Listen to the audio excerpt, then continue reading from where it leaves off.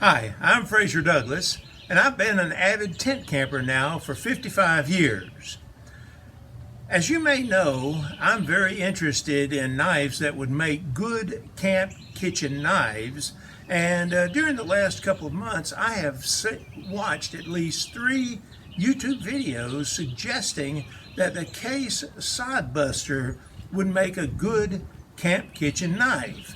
Now, I was a little familiar with the Sod Buster, but never thought of it as a possible camp kitchen knife. But since these videos mentioned it, I thought I would buy one and check it out. For this video, I decided to compare it with the Opinel number 9 knife, which I knew was a good folding knife that could be used as a camp kitchen knife. See what you think. Now, I had carried the SodBuster Junior in my pocket every day for about 2 years during the 1980s and concluded that it was an excellent knife for performing a wide range of daily chores such as opening packages. But I never thought of it as a food processing knife. But since these other videos mention the large SodBuster as a possible camp kitchen knife, I decided to buy one and try it out. Let me start by summarizing a little background information about each of these two knives. The French Opinel company began selling this working man's knife back in 1890, and over the past 130 years has become a very popular knife throughout Europe. I bought my first Opinel knife back in 2004. It was a number 8 with a 3¼ inch blade, and I quickly realized that it was too small to perform many kitchen chores. So I immediately bought a number 10 with a 4-inch blade and was much more satisfied with its usefulness as a camp kitchen knife. For this video, I bought the number 9 with a 3½ inch blade shown in the center of this photo because it was almost the same size as the Case Sod Buster. I bought it from Amazon.com for $20. The Sod Buster knife pattern was introduced by the W.R. Case Company of Pennsylvania back in 1967. Over the past 55 years, it has become one of the most popular case knife patterns today. For this video, I bought a full-size SodBuster from Amazon for $40. But several other companies, including Imperial and Rough Rider, make a copy of the SodBuster for less than $20. These two knives are similar to each other in several respects. They both have a 3½ inch blade with a slight clip at the point. These blades are 3/4 inch wide and 3/8 inch or 2.4 millimeters thick at the spine. This photo shows how their spine thickness compares with that of a Mora companion. And they both have a comfortable 4½ inch handle. But they differ from each other in 4 subtle but very important respects. First of all, the Opinel has a locking collar that prevents the blade from closing on your hand accidentally.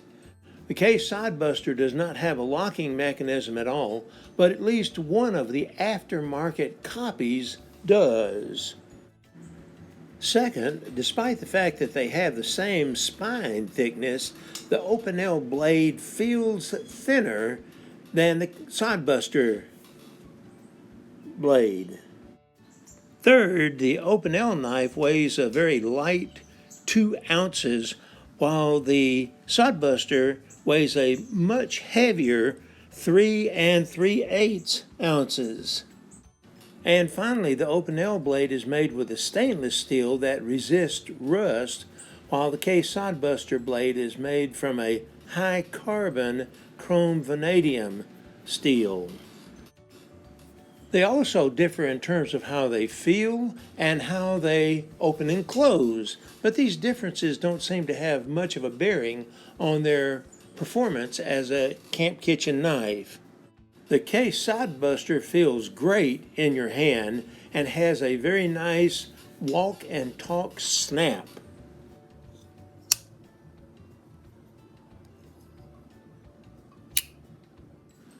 The Opinel knife, on the other hand, is sometimes hard to open, but you can just tap the bottom of the handle on a wooden countertop a couple of times and the blade will partially open so that it can be pulled completely open.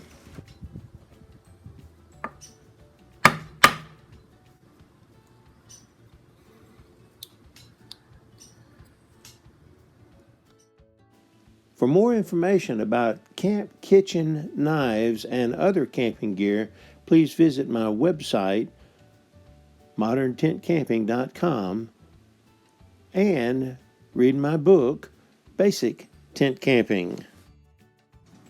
Now let's see how these two knives compare when cutting different foods. For this test, we'll first cut a tomato and then we'll make a slaw with some cabbage, bell pepper, and carrots. Before beginning, I want to strop or hone each side of the blade about 10 times to make sure that it is as sharp as possible.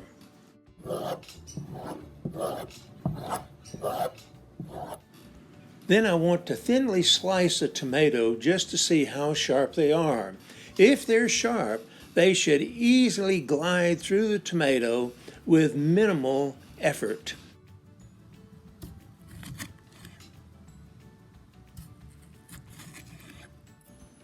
On this test, both knives seem to have about the same degree of sharpness. Now let's see how well they cut the vegetables needed to make a slaw. To cut the cabbage, I'll first cut off the stem so that it'll sit flat on my cutting board. And remove a few of the outside leaves. Then I'll try to cut the cabbage in half by sticking the point of the knife into the top of the cabbage and pulling the blade down toward the cutting board. As you can see, this blade got stuck and I could not pull it down.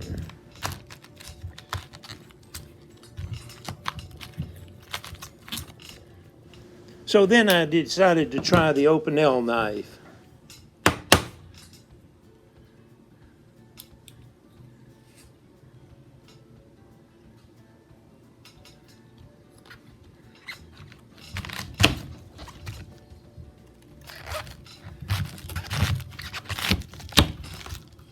As you can see, it cut the cabbage much easier. From previous experience, we had learned that 1/4 of a cabbage makes enough slaw for 4 people, and since we had 4 people eating today, I cut each half in half one more time.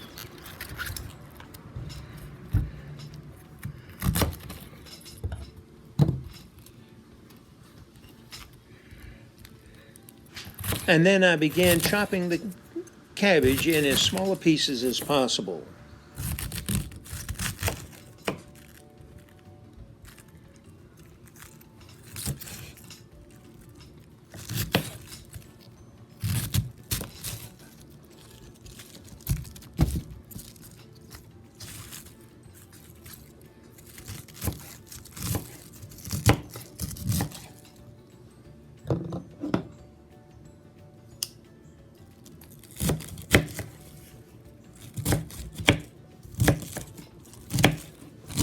As you can see, the SodBuster performed this chore just as well as the Opinel.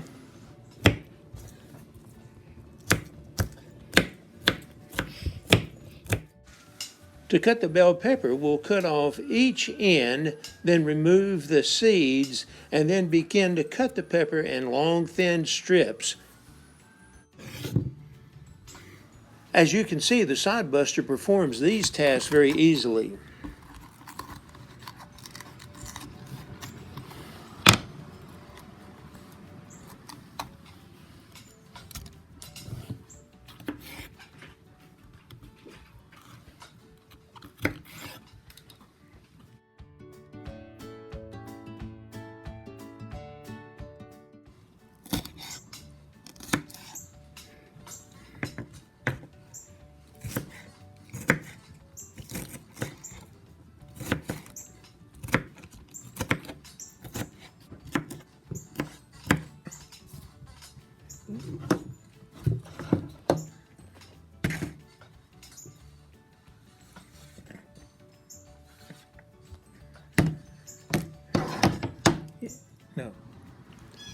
To chop the carrot, I'll first cut off each end, then I'll scrape it, then I'll cut the carrot in half, and then I'll begin to cut long, thin slices of the carrot, and finally I'll chop these long, thin slices into small pieces.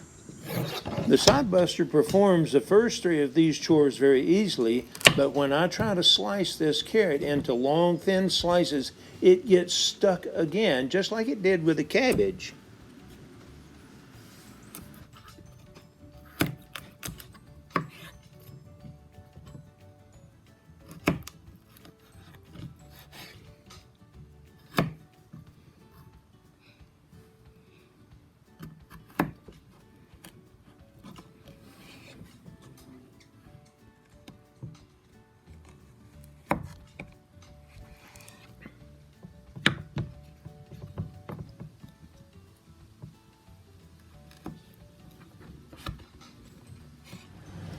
So then I tried the Opinel knife with another carrot. You can see that it easily glides through the carrot with no sticking at all.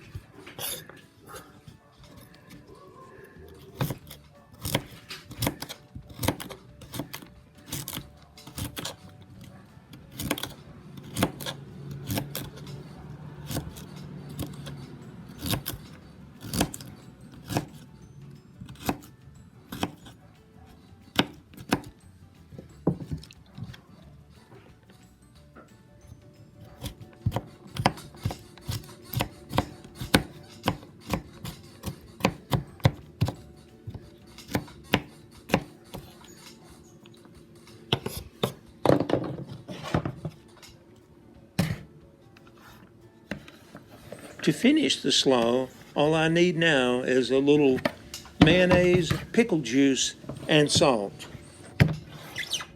Okay. As you can see, the SodBuster was able to perform many of these food processing chores fairly easily, but it had difficulty cutting through the cabbage and to a lesser extent cutting through the carrots. So if I were choosing between the SodBuster and the Opinel, I definitely would pick the Opinel, but that number 9 is a little short. I would prefer a number 10 with a 4-inch blade. Hope you've enjoyed this video. Take more trips, travel further, visit more attractions, and spend less money. Go tent camping. Thanks for watching. Special thanks to my grandson Leonardo for recording all of the video in this project.